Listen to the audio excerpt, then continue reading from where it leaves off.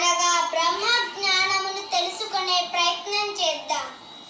సాధకులకి ఇది ఎంతో అవసరపడుతుంది అని ఆశిస్తూ జై గురుదత్త.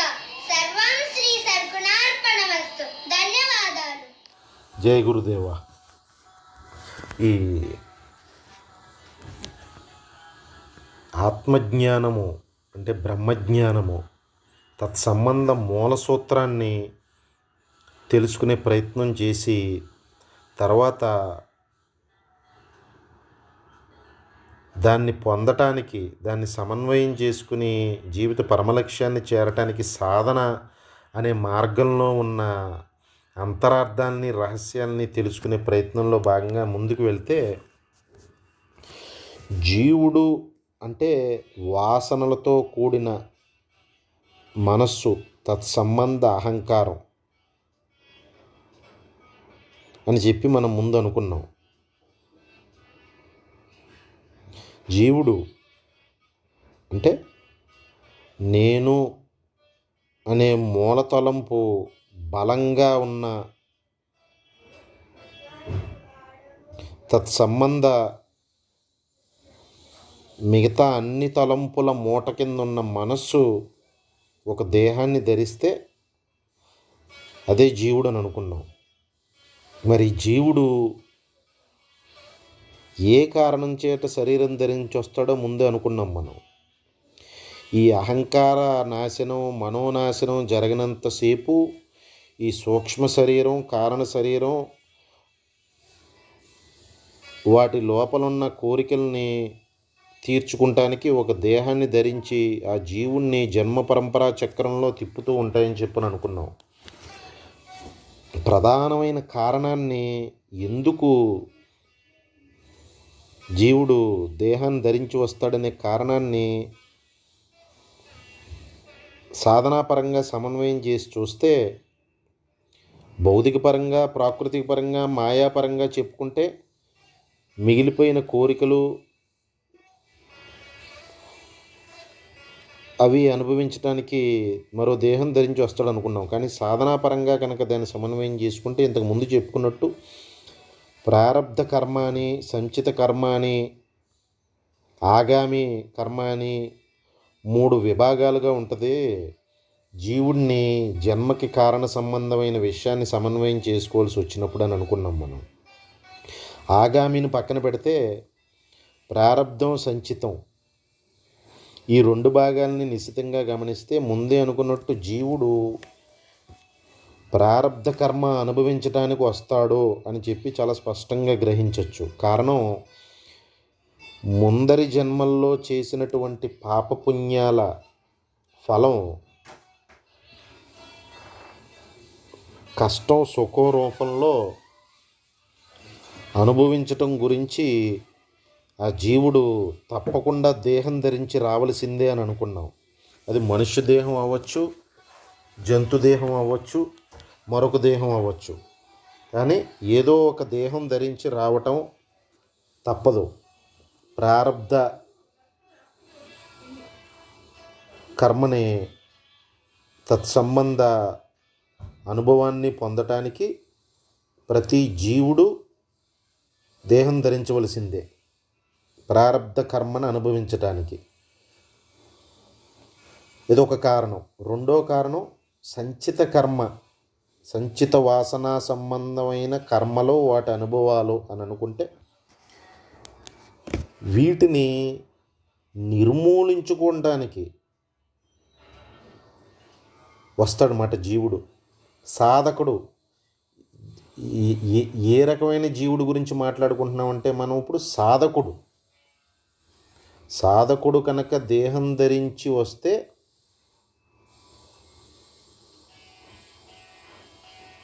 వాడు ఈ సంచిత వాసనా సంబంధమైన కర్మలు, తత్సంబంధమైన అనుభవాల్ని నిర్మూలింప చేసుకుంటానికి, సాధన చేయడానికి వస్తాడనమాట. అంటే ప్రారబ్ధ కర్మ అనుభవం అనుభవించడానికి, సంచిత కర్మ అంటే వాటి అనుభవాల్ని నిర్మూలింప చేసుకుంటానికి సాధన ద్వారా. ఈ 2 కారణాల చేత జీవుడు, సాధకుడైనటువంటి జీవుడు భూమి మీదకి దేహం ధరించి వస్తాడని అనుకున్నాం మనం కాస్త లోతుగా వెళ్తే ఇంతకు ముందు కూడా అనుకున్నాం మనం మరొకసారి సాధనాపరంగా ఇప్పుడు ఈ విద్యని సమన్వయం చేసుకునే ప్రయత్నం చేస్తున్నాం కాబట్టి ముందే అనుకున్నట్టు అనుభవిస్తే తీరిపోయేది ప్రారబ్ధ కర్మ. ఇది గత జన్మ పాపపుణ్యాల ఫలం. దీన్ని ఓపికతో అనుభవించడమే తప్ప దీనికి ఇంక వేరే గత్యంతరం లేదు. సాక్షాత్తు భగవంతుడు భూమి మీదకి దేహం ధరించి వచ్చిన మహాత్ములైన, సద్గురువులైన, సత్పురుషులైన, సామాన్య మానవుడైనా సరే ఈ ప్రారబ్ధ అనుభవాన్ని తప్పించుకోలేరు. దీన్ని పొందవలసిందే. దీన్ని ఓపికతో, ఓర్పుతో, సహనంతో అనుభవించవలసిందే అని అనుకున్నాం మనం. ఇది అంటే దాన్ని తప్పించుకుంటాం జనసామాన్యుడికైనా, సాధకుడికైనా, తీవ్ర సాధకులకైనా, జీవన్ముక్తులకైనా తప్పించుకునే మార్గం లేదు. దాన్ని ఓర్పుతో, సహనంతో భరించడమే. మరి సంచిత వాసనా సంబంధమైన అనుభవాలు ఇవేంటంటే ఇవి ఎన్నో వేల జన్మలకు సరిపడా వాసనా బీజాలని చెప్పని అనుకున్నాం మనం. సంచిత ఆగామి సంబంధ విషయాన్ని కనుక మనం సమన్వయం చేసుకుంటే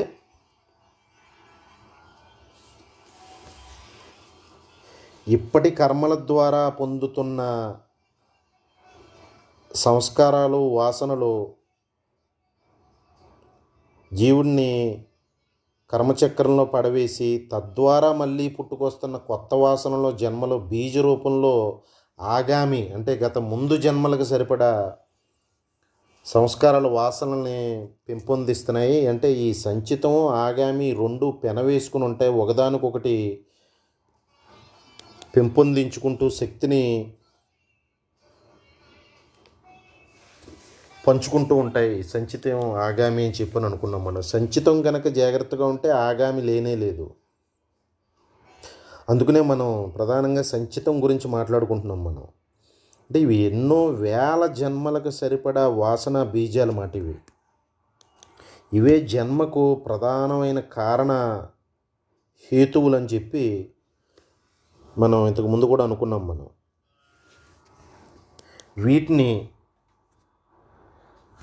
కానీ ఇక్కడున్న మరొక అవకాశం ఏంటంటే ప్రారంధాన్ని మనం ఏ విధంగానూ మార్చలేము, సాధన ద్వారా దాన్ని తప్పించుకోలేమని అనుకున్నాం. కానీ సంచితం సాధన ద్వారా దాన్ని అప్రమత్తంగా ఉంటే కనుక దీన్ని నియంత్రణలోకి తెచ్చుకునే అవకాశం ఉందని కూడా అనుకున్నాం మనం. అంటే ఎన్నో వేల జన్మలకు సరిపడా వాసనా బీజాలు ఏవైతే జన్మకు కారణమవుతున్నాయో వాటిని వాసనా క్షయం అంటే వాసనా నిర్మూలం అంటే వాటి బలాన్ని తగ్గించుకుంటానికి చేసే ప్రయత్నమే సాధన అన్నమాట. అంటే జీవుడు ప్రధానంగా రెండు రకాలైన కారణాల చేత దేహం ధరించి వస్తాడు. ఒకటి ప్రారబ్ధాన్ని అనుభవించడానికి, రెండు సంచిత వాసనల్ని నిర్మూలింప చేసుకుంటానికి కావలసిన సాధన చేయటానికి అని చెప్పి గమనించాలన్నమాట. ఇదే డెఫినేషను, ఇదే నిర్వచనం. సాధకుడి యొక్క జన్మకి కారణం ఏంటనంటే ఈ రెండు చెప్పుకోవాల్సి ఉంటుందన్నమాట. నా జన్మరహస్యం ఏంటి, నా జన్మరహస్యం ఏంటని చెప్పి సాధనా మార్గంలో ఉన్నవాళ్ళు జాతకాల చుట్టూ అనుభవశూన్యులైన ఆశ్రమాల చుట్టూ తిరగవలసిన అవసరం లేదు. జన్మకు కారణం రెండే: ప్రారబ్ధాన్ని అనుభవించటం, సంచిత వాసనలను నిర్మూలించుకుంటాం సాధన ద్వారా. సాధన అనే మార్గాన్ని అవలంబించిన ప్రతి మనుష్యుడు, తత్సంబంధ జీవుడు జన్మ కారణం ఏంటి అని అడిగితే ఇదే సమాధానం. ప్రధానంగా ప్రారబ్ధ కర్మ అనుభవించడానికి సంచిత వాసనలు సాధన ద్వారా నిర్మూలించుకోవడానికి జీవుడు వచ్చినా సరే, ప్రస్తుతం జీవన ప్రయాణంలో చేసే కర్మ వలనే మళ్ళీ కొత్త ఫలితాన్ని పొందుతాడని చెప్పని అనుకున్నాం మనం.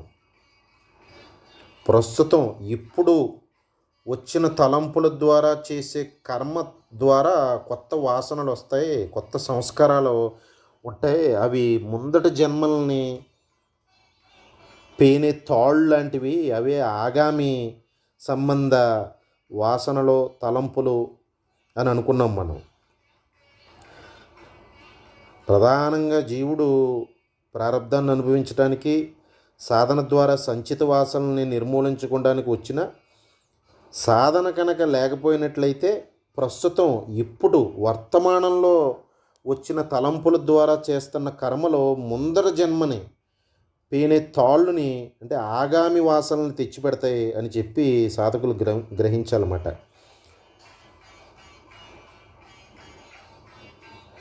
మరి జనసామాన్యులు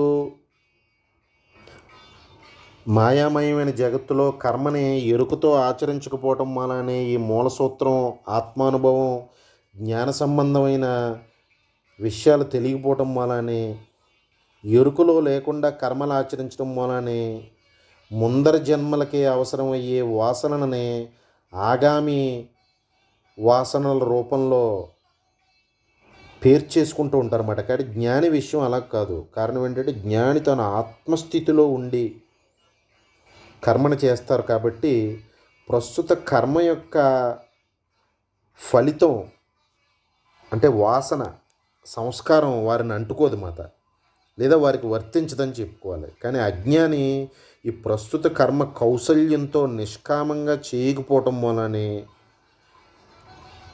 ఇప్పుడు ప్రస్తుతం చేస్తున్న కర్మ ప్రారబ్ధ కర్మ రూపంలో, ఆగామి కర్మ రూపంలో, తత్సంబంధ వాసనల రూపంలో జీవుడు కొత్త తాళ్ళుని పేనేసుకుంటూ ఉంటాడనమాట. అంటే అజ్ఞాని ప్రస్తుత కర్మ కౌశల్యంతో, ఎరుకతో చేయకపోవటం వలనే ముందట జన్మకు కావలసిన ప్రారబ్ధ వాసనల్ని, ఆగామి వాసనల్ని పేర్చేసుకుని జన్మ పరంపరా చక్రంలో నలిగి నలిగి నలిగి నలిగి బయటపడటమే అసాధ్యం అనే స్థితికి చేరిపోతాడనమాట.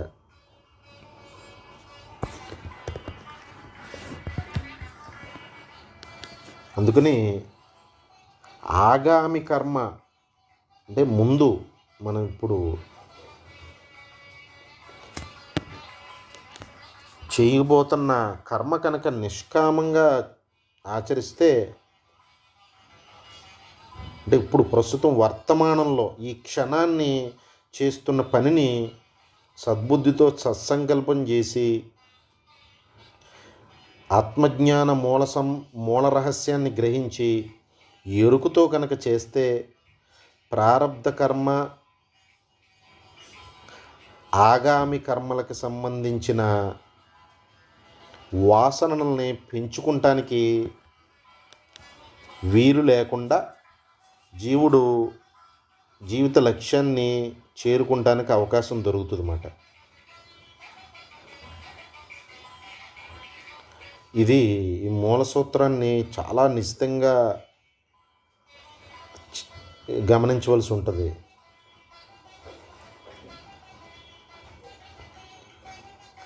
అంటే నిష్కామ కర్మ మరి నిష్కామ భక్తి ద్వారా మనం అర్హత సంపాదిస్తే, జ్ఞాన మార్గం వైపు అడుగులు పడటానికి కావలసిన అర్హత సంపాదిస్తే, తదనంతరం భగవంతుడు తనంతట తాను తెలియబడాలని నిర్ణయించుకుంటే తప్ప పొందలేనిది మాట ఆత్మజ్ఞానం అంటే. ఇది చాలా లోతైన విషయం, చాలా నిశ్చితంగా గమనించాలి. మళ్ళీ ఇంతకుముందు చెప్పుకున్నటువంటి మూల సూత్రానికే ఇది అనుసంధానం అవుతుంది. స్వప్రయత్నం, కాలపరిపక్వం, ఈశ్వర కటాక్షం అని. స్వప్రయత్నం నిష్కామ కర్మ ద్వారా, నిష్కామ భక్తి ద్వారా చేస్తే చిత్తశుద్ధికి కారణం అవుతూ ఉంటే, సమయం ఆసన్నమైనప్పుడు ఈశ్వరుడు గురు రూపంలో అనుగ్రహిస్తాడని అనుకున్నాం. అదే ఈశ్వర కటాక్షం అని. అంటే జ్ఞానానికి అర్హత సంపాదించినప్పుడు ఈశ్వరుడు తనంతట తాను తెలియబడాలని నిర్ణయించుకుంటారన్నమాట. అది గురు రూపంలో, భౌతికంగానో సూక్ష్మంగానో ఏదో ఒక రూపంలో. అప్పటికి కానీ సాధకుడికి ఆత్మజ్ఞానం, దాని అనుభవం పొందటం సాధ్యం కాదు. ఈ విషయాన్ని చాలా నిశ్చితంగా గమనించాలి. అంటే మహాత్ములు, అంటే సద్గురువులు, సత్పురుషులు, వారి చూపు ప్రసరిస్తే చాలు అని శాస్త్రం చెప్తుంది. మహాత్ములు అడుగుజాడలు చూపిస్తాయి. ఎందుకు వారి సత్పురుషులు, మహాత్ములు, సద్గురువులు చూపు ప్రసరిస్తే చాలు ఉద్ధరింపబడిపోతారని ఎందుకంటారంటే అందులో రహస్యాన్ని గమనించాలి. కనపడని ఆత్మ, అగోచరమైనటువంటి ఆత్మ, అంతటా నిండి ఉన్న ఆత్మ, మహాచైతన్యం తన అంతట తాను తెలియబడాలి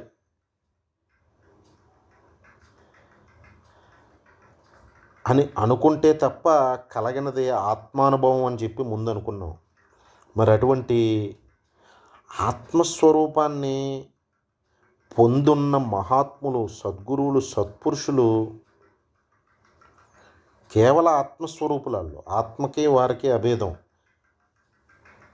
అటువంటి స్థితిలో ఉన్న మహాత్ములు, సద్గురువులు, సత్పురుషులు వారి చూపు వలన లోపలున్న వాసనా బలం, అంటే పాప బలం ఏదైతే ఉందో అదంతా తగ్గి ఆత్మానుభవాన్ని, దాన్ని అర్హత సంపాదించడానికి సాధకుడికి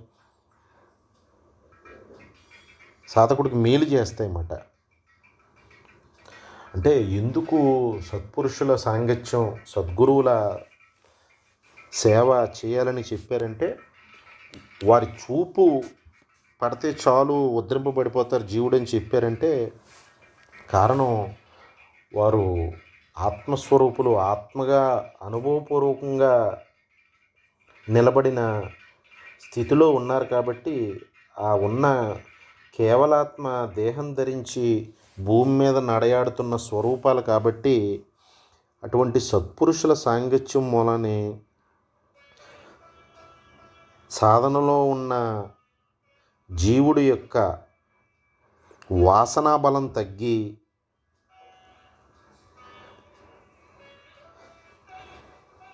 ఆ సాధకుణ్ణి జ్ఞాన మార్గం వైపు అడుగులు పడేలాగా చేసి తద్వారా ఉద్ధరిస్తుందన్నమాట మహాత్ముల దృష్టి.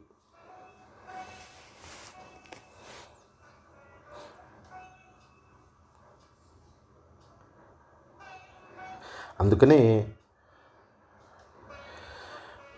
మహాత్ముల్ని, సత్పురుషుల్ని సేవించమని ఎందుకు చెప్తారంటే ఈ జీవుడు వారి సంస్కారానికి అనుగుణంగా కర్మ, భక్తి, ధ్యాన, జ్ఞాన మార్గాలను ఎంచుకుంటారని ముందే అనుకున్నాం. కానీ సాధన ఎంతో కష్టతరం. అటువంటిది ఆత్మస్వరూపుడైన కళ్ళ ఎదుటుగా ఉన్న గురువుని సంతుష్టి కనుక గావిస్తే ఆ మహాచైతన్యం, ఆ మహాసత్యం ఏదైతే ఉందో సాధకులు వారి అర్హతను బట్టి ఈ జన్మలోనే ముక్తిని పొందటానికి కావలసిన అర్హతని వారికి ప్రసాదించి ఆ అవకాశాన్ని సాధకులకి అందజేయటం వారి ఏకైక కర్తవ్యం. కాబట్టి అది సూటి మార్గం అని చెప్పి సాధకులు కనుక గమనించినట్లయితే ఉన్న వేద సారాన్ని, శాస్త్ర సారాన్ని ధరించడానికి సిద్ధంగా ఉన్న సాధకుడికి సూటి మార్గం ద్వారా తనెవరో వారికి తెలియపరిచి తరింపజేస్తారన్నమాట మహాత్ములు. అందుకనే శాస్త్రం గురువుకి అంతటి ప్రాధాన్యత ఇచ్చిందన్నమాట.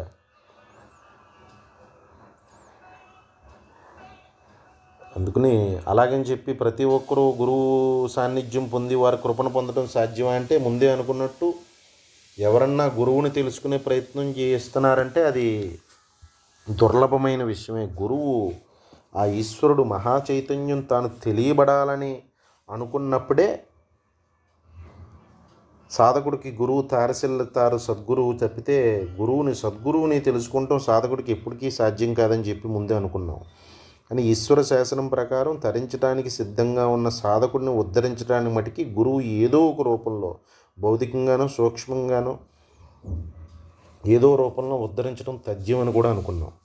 అందుకని ఎంతో సంక్లిష్టమైన కష్టతరమైనటువంటి మాయని ఛేదించి సాధనని ముందుకు కొనసాగించాలంటే ఇంద్రియ నిగ్రహం నుంచి, మనో నిగ్రహం నుంచి, కర్మ నుంచి, భక్తి నుంచి, ధ్యానం నుంచి ఇన్ని మార్గాల్లో మైలురాళ్ళు దాటుకుంటూ వస్తున్న సాధకుడికి సద్గురువు కృప కలిగితే ఒక్క పెట్టుని వారి కృపాదృష్టి కనుక ప్రసరిస్తే జీవుడికి జ్ఞాన మార్గం అర్హత కలిగి జ్ఞాన మార్గం అవగతమై అనుభవమై ఆత్మగా మిగిలిపోయేలా చేస్తుందన్నమాట. అందుకనే సద్గురువుకి శాస్త్రం అంతటి ప్రాధాన్యత ఇచ్చిందన్నమాట. ఒక చిన్న సమన్వయం చేసుకుంటే ఎలా ఉంటుందంటే, మహాత్ముల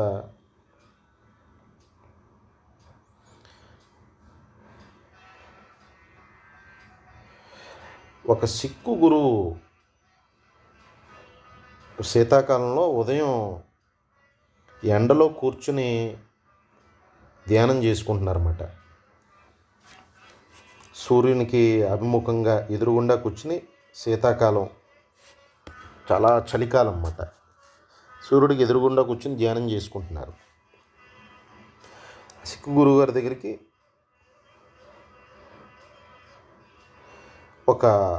ఆ గురువుగారికి కొన్ని కోట్లు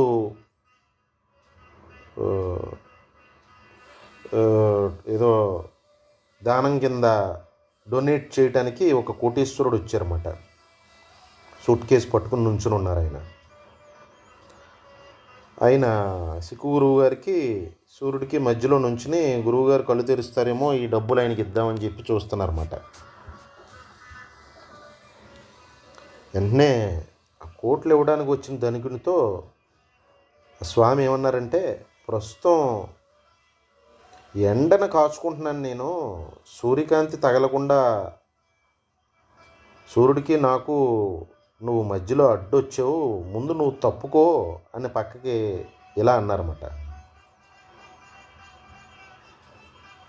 సో ఆ కోట్లు ఇవ్వడానికి వచ్చిన వ్యక్తి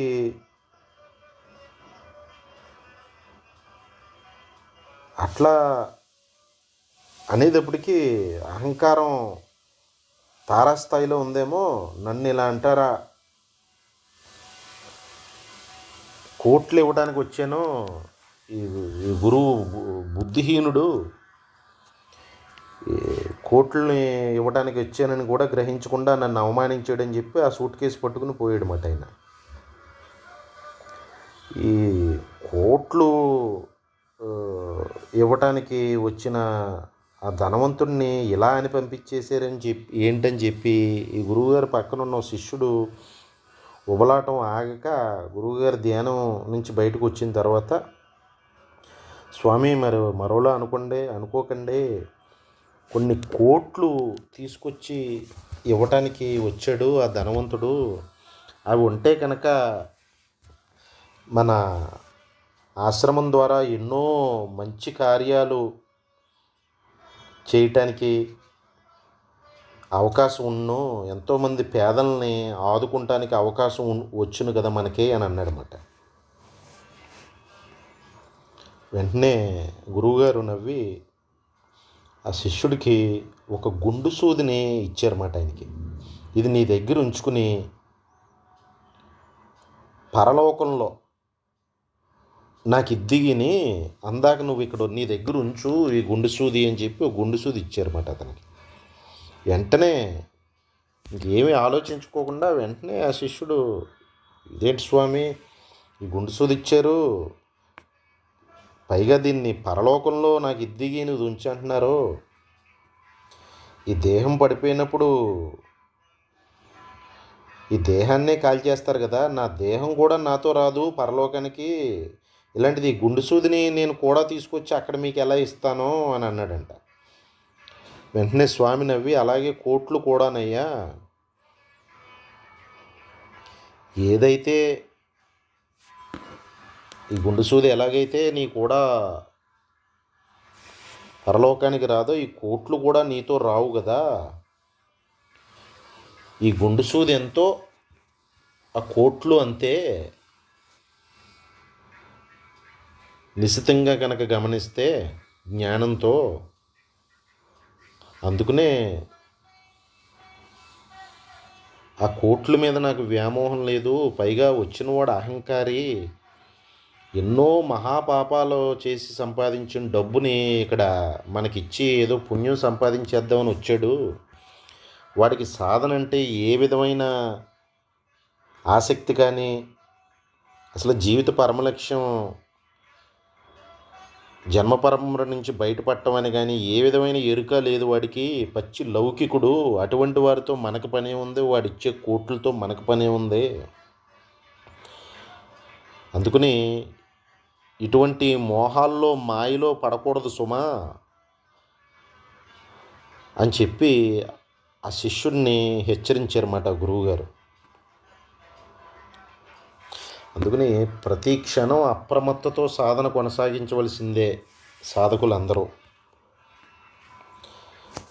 ఈ మహా చైతన్యాన్ని, మూల సూత్రాన్ని గమనిస్తే ఆ ఉన్న ఏకాత్మ పరబ్రహ్మ చైతన్యాన్ని వేదాలు కూడా వర్ణించలేక సచ్చిదానందం అని వదిలేసి అని అనుకున్నాం మనం. అంటే సత్ చిత్ ఆనందం అని. సత్ అంటే సత్యం, అస్తిత్వం కలది, ఎగ్జిస్టెన్స్ అని. చిత్ అంటే చైతన్యం, అంటే జ్ఞానం అని, నాలెడ్జ్ అని. ఆనందం అంటే తెలిసిందే, ఆనందం, బ్లిస్ అని. అంటే ఎగ్జిస్టెన్స్, నాలెడ్జ్ అండ్ బ్లిస్ అంటారన్నమాట. ఆత్మని వర్ణించవలసి వస్తే సచ్చిదానందం అని చెప్పి వదిలేసిన మాట వేదాలు కూడా వర్ణించలేక. అంటే ఎవరు నిరంతరం అస్తిత్వంతో ఉండి, జ్ఞానంతో ఉండి, ఆనందంతో ఉంటారో అదే ఆత్మ, అదే సచ్చిదానందం, అదే ఏకాత్మ మహా చైతన్యం. ఎవరైతే ఆత్మజ్ఞానాన్ని పొంది ఆ ఆత్మగా అనుభవపూర్వకంగా నిలబడి ఉంటారో వారు ఈ అస్తిత్వంతో ఉండి, జ్ఞానంతో ఉండి నిరంతరానందంలో ఉంటారన్నమాట. అందుకని అహంకారాన్ని ఆధారం చేసుకుని చేసే సాధనలన్నీ ఎలాంటివంటే, దొంగ దగ్గరికి వెళ్ళి వస్తువుని అడగటమే, పోయిన వస్తువుని అడగటం అన్నమాట. దొంగ దగ్గరికి వెళ్ళి పోయిన వస్తువుని అడిగితే వాడు ఇస్తాడా? అది ఎప్పటికైనా వస్తుందా? అంటే అహంకారాన్ని ఆధారం చేసుకుని కనుక చేసే సాధనలన్నీ ఎలాంటివని చమత్కారంగా పోలుస్తారంటే మహాత్ములు, పోయిన వస్తువుని దొంగ దగ్గరికి వెళ్ళి అడగటం లాంటిది. అంటే ఈ అహంకారమే దొంగ. దాన్ని ఆధారం చేసుకుని కనుక ఏదన్నా సాధనలు చేస్తుంటే అవి మనకి పోయిన వస్తువుని ఇప్పటికీ తిరిగి ఇవ్వలేదు. పోయిన వస్తువు ఏంటి సాధనలో? ఎరుక.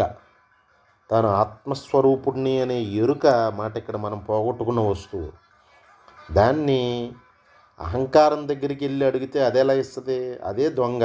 దొబ్బేసిన మన ఆత్మజ్ఞానాన్ని దొంగిలించిన దొంగ ఏంటంటే అహంకారం. మరి దాని దగ్గరికి వెళ్ళి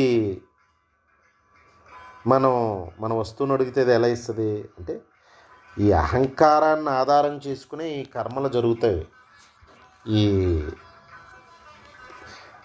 సాధన కూడా అహంకారాన్ని ఆధారం చేసుకునే జరుగుతుంది, జరగాలి కూడా. అందుకనే అహంకారాన్ని ఆధారంగా చేసుకుని చేసే సాధనలో చాలా అప్రమత్తంగా ఉండాలన్నమాట. అసలు దొంగ అహంకారం, ఇంకో రూపంలో మనస్సు అన్నమాట. అందుకే ఎవరది నీవు ఎవరు అని అడిగితే దొంగ ఎలా ఒక్కసారి ఉక్కిరిబిక్కిరి అయిపోయి అక్కడి నుంచి పలాయనం చిత్తగిచ్చేస్తాడో, నీవు ఎవరు అని అహంకారాన్ని, మనస్సుని ఒక్కసారి కనుక అడగటం ప్రారంభిస్తే అది మెల్లగా నాశనం అవ్వటం, దాని శక్తిని కోల్పోవటం మొదలు పెడుతుంది అన్నమాట. అందుకని గురువు శిష్యుడి మీద నువ్వు ఎవరు అనే అంకుశాన్ని ప్రయోగిస్తారన్నమాట. జ్ఞాన మార్గంలో, సాధనలో, తీవ్ర సాధనలో ఉన్న శిష్యుడి మీద.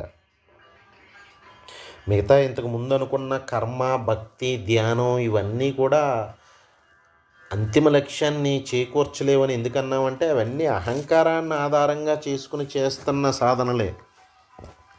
ఎప్పటికైనా వాటిని కూడా వదిలిపెట్టి జ్ఞాన మార్గం ద్వారా, విచారణ ద్వారా, అనుభవం ద్వారా తన ఆత్మస్వరూపుణ్ణి తెలుసుకున్న తర్వాత ఇంకా అహంకారాన్ని ఆధారం చేసుకుని చేయవలసిన పనులు కానీ, సాధనలు కానీ ఏమీ ఉండని స్థితి ఒకటి కలుగుతుంది అన్నమాట. అప్పటి వరకు సాధన కొనసాగించవలసిందే. అంటే నువ్వు ఎవరు అని చెప్పి అడిగితే దొంగ ఉక్కిరిబిక్కిరైపోయి ఎలా పారిపోతాడో అలాగే అహంకారాన్ని, మనస్సును కూడా నీవు ఎవరు అంటే ఎవరికి వారు నేను ఎవరిని అని ప్రశ్న వేసుకుంటే ఇంతటి మహా ప్రమాదాన్ని జీవుడికి తీసుకొస్తున్నటువంటి అహంకారం, మనస్సు వాటి శక్తి క్షీణించడం మొదలుపెట్టి సద్గురు కృప వలన అవి నాశనమయ్యే స్థితికి వెళ్తాయన్నమాట. అప్పుడే ఆత్మోదయం, జ్ఞానోదయం, జీవబ్రహ్మైక్య కళ్యాణం అన్నమాట. అప్పటి వరకు సాధన కొనసాగించవలసిందే.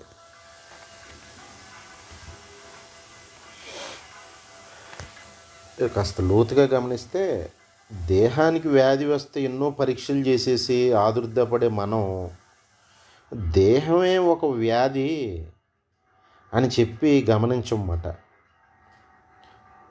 ఈ దేహానికి ఏదన్నా వ్యాధి వస్తే ఎంతో కంగారు పడిపోయి ఎన్నో రకాల పరీక్షలు చేయించేసి దేహాన్ని ఎంతో అపురూపంగా చూసేసుకుంటాం కదా ఇందులో ఉన్న ప్రతి అవయవాన్ని. కానీ నిశితంగా గమనిస్తే జ్ఞాన మార్గంలో ఆత్మజ్ఞాన సమన్వయ పరంగా కనుక మాట్లాడుకుంటే ఈ దేహమే ఒక వ్యాధి లాంటిది అన్నమాట. ఈ దేహమే ఒక పుండు అని అంటారన్నమాట.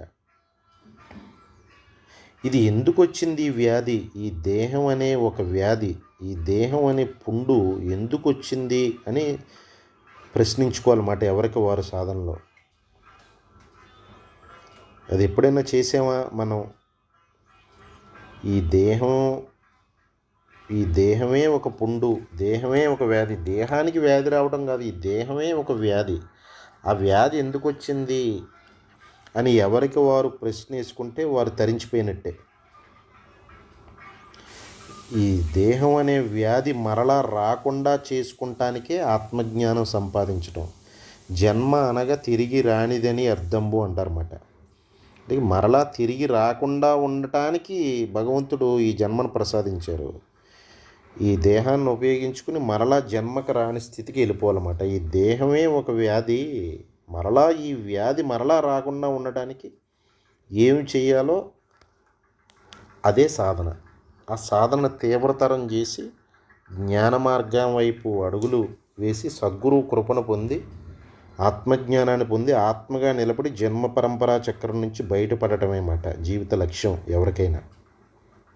ఈ విషయాన్ని సాధకులందరూ నిశ్చితంగా గమనించి అత్యంత అమూల్యమైనటువంటి మానవ జన్మని భగవంతుడు దీన్ని ఎందుకు ప్రసాదించారో జాగరూకతతో అప్రమత్తంగా ఎరుకతో ఉండి ప్రతి క్షణాన్ని సద్వినియోగం చేసుకుని మరలా దేహంలోకి ప్రవేశించవలసిన అధోగతి లేకుండా సద్బుద్ధితో సత్సంకల్పం చేస్తూ చేసే ప్రతి కర్మనే భగవత్కార్యం కింద నిర్వర్తిస్తూ నేను చేస్తున్నాననే అహంకారం లేకుండా కర్మను చేస్తూ కర్మ చేసిన తర్వాత దాని ఫలితం గురించి వెంపర్లాడకుండా కర్మ ఫలపరిత్యాగం చేసి నిష్కామమైన భక్తితో భగవదారాధన భగవచ్చింతన చేస్తూ వైరాగ్య భావనను అవలంబించుకుని కోరికలను తగ్గించుకుని కర్తవ్య నిర్వహణలో ఏమాత్రం లోటు లేకుండా చేయవలసిన పనులన్నింటినీ వృత్తిని కానీ ఇంటి పరంగా నిర్వర్తించవలసిన కర్మలను కానీ సక్రమంగా నిర్వర్తిస్తూ ముందుకు కనుక కొనసాగినట్లయితే తరించడానికి పరితపిస్తున్న సాధకుడిని ఉద్ధరించడానికి సద్గురువు ఈశ్వరుడు సద్గురువు రూపంలో ఏదో ఒక రూపంలో తారసిల్లి ఆ జీవుల్ని అంతిమ మైలురాయినటువంటి జ్ఞాన మార్గం వైపు అడుగులు వేయించి ఆత్మానుభవం ప్రసాదించి జన్మ పరంపర నుంచి బయటపడవేయటం తథ్యం. ఈ విషయాన్ని నిశితంగా గమనించి ఆత్మజ్ఞానం, రహస్య జ్ఞానం, దాని యొక్క మూల సూత్రం, మనం చెప్పుకున్న భాగాలుగా ఉన్నటువంటి ఈ విషయాల్ని లోతుగా విచారణ చేసి, మననం చేసి, అనుభవంలోకి తెచ్చుకుని సాధనలో భాగం చేసుకునే ప్రయత్నం చేస్తే సాధకులకి ఇది ఎంతగానో మేలు చేస్తుందని విశ్వాసంతో మరొక్కసారి సద్గురువు పాదాల వద్ద పాదాభివందనం చేస్తూ మహోత్కృష్టమైనటువంటి జ్ఞానాన్ని సాధకులందరూ గ్రహించి జీవిత పరమలక్ష్యాన్ని చేరుకుంటంలో వడివడిగా అడుగులు ముందుకు వేస్తారని ఆశిస్తూ సర్వం శ్రీ సద్గురార్పణమస్తు. జై గురుదత్త. గురుబంధువులందరికీ ఒక మనవి. సాధకులందరికీ తత్వజ్ఞానం అందాలనే మా ఛానల్ యొక్క ప్రయోజనం నెరవేరడానికి 1. వీడియో క్రిందున్న సబ్స్క్రైబ్ బటన్ని నొక్కండి. 2. సబ్స్క్రైబ్ బటన్ ప్రక్కనున్న గంట సింబల్ను నొక్కండి. 3. మా వీడియోస్ని సాధకులకి షేర్ చేయడానికి ప్రయత్నించండి. ధన్యవాదాలు.